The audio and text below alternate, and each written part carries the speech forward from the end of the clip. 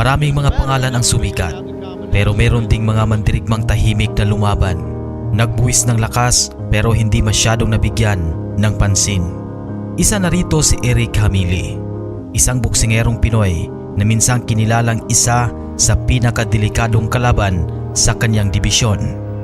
Ngayon, tanong ng marami, nasa na nga ba si Eric Hamili? Ano na ang buhay niya ngayon?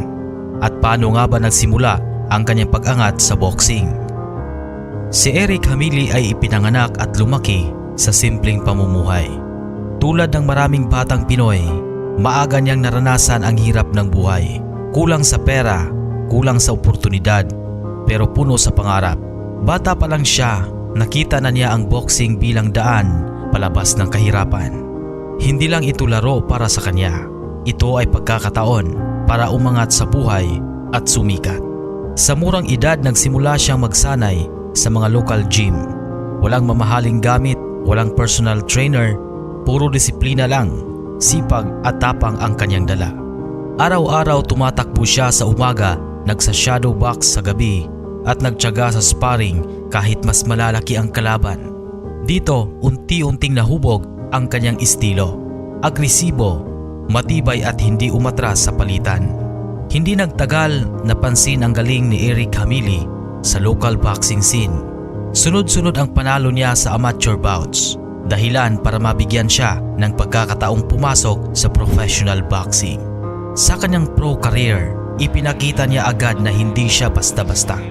Kilala siya bilang masipag, palaban at kayang sabayan ang mga delikadong kalaban na may kilalang pangalan. Marami sa kanyang laban ay dikdikan. Hindi siya yung boxer na isa, dalawa lang ang ibabatong suntok at umaasa lang sa puntos. Si Hamili ay nakikipagbakbakan hanggang dulo. Dahil dito, unti-unti siyang umangat sa ranking at nakilala sa mga local at regional fights. Para sa isang panahon, siya ay isa sa mga inaasahang lalaban sa mas malalaking pangalan sa kanyang dibisyon. Habang tumataas ang antas ng kalaban, mas lalong tumitindi ang laban. Dito na magsimulang maranasan ni Eric Hamili ang tunay na bigat ng professional na boxing. Matitinding suntok, nakakatagpo na rin ng mga matitigas na kalaban kaya wala ng kasiguraduhan ang bukas. May mga laban siya na naipanalo pa niya at may mga laban din na talo siya.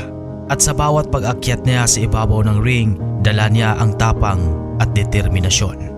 Sa likod ng kamera, hindi alam ng marami na may mga dahilan siyang tinanggap kahit kulang siya sa paghahanda.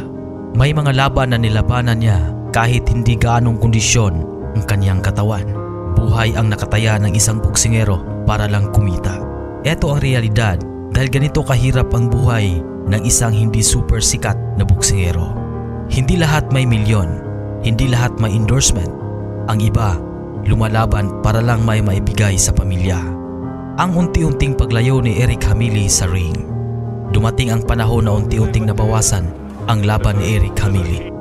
Nagsimula nang pumasok ang mga mas bata, mas malakas, mas gutom na mga boksingero sa eksena at hindi rin maiiwasan ang pagod, may mga injury at pagbagal na rin ang galaw. Dito niya napagtanto ang isang masakit na katotohanan, hindi habang buhay ang boxing. Unti-unti siyang lumayo sa daigdig ng boxing.